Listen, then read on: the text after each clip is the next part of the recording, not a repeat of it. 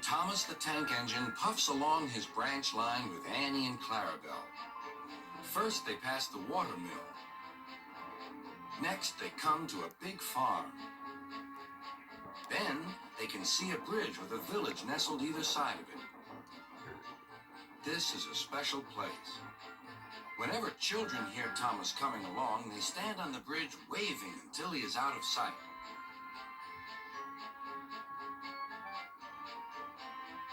One day, Thomas was running late. He had stopped at the signal before the bridge to talk to some new children. Percy the Green Engine was waiting too. "Hurry up, Thomas," called Percy when the signal dropped. "If you're late, Sir Topham Hatt may get a new engine to replace you." He would never do that, thought Thomas, but he was worried. Next day, Thomas hurried along the line. Just ahead was the goods yard. There, on the platform, was an inspector waving a red flag. Next, Thomas saw some children. They were waving too. Something must be wrong, thought Thomas. This station is for goods, not passengers. "Help, Thomas, help! We're glad to see you," called the children. "Please, will you take us home?"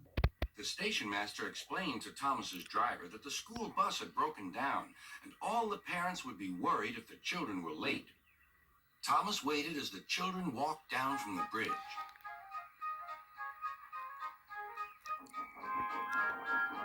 Then he took the children to the next station where Bertie was waiting to take them home. When Thomas finished his journey, he was very late. He was worried that Sir Topham Hatt might be cross with him. "I warned Thomas," puffed Percy to James. "He's been late one time too many. He'll be in trouble now." But next morning, when Thomas picked up his passengers, Sir Topham Hatt was nowhere to be seen.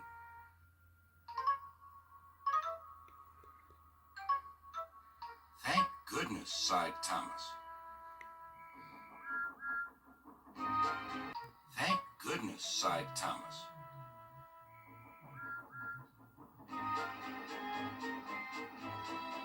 Thomas knows every part of his branch line. Just ahead was a stretch where the hot sun had bent the rails on the track.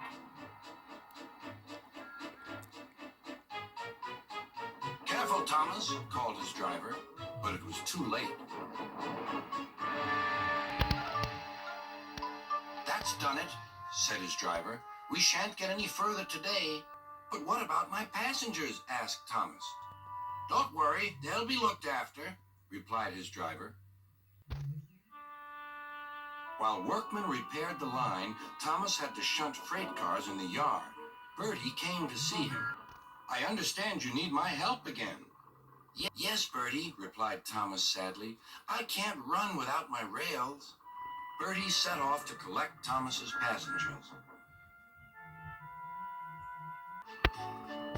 "Hello, Bertie," they said. "We're glad you're here." Bertie drove along the road that runs by the railway. He stopped at each station along the line. Sometimes he stopped between stations to let people off closer to their homes. Thomas felt miserable. "I've lost my passengers to Bertie. They'll like him better than me." Sir Topham Hatt arrived. "Your branch line is repaired. I'm going to change your timetable so that you and Bertie can work together more." When Thomas reached the station, there, to his relief, were all his passengers. "Bertie is a good bus, but we missed our train rides with you," they said. Later, Thomas spoke to Bertie. "Thank you for looking after my passengers." "That's all right, Thomas. I'd like to make new friends, but I'm glad to share them with you." "You're a good friend indeed," replied Thomas, "and always will be."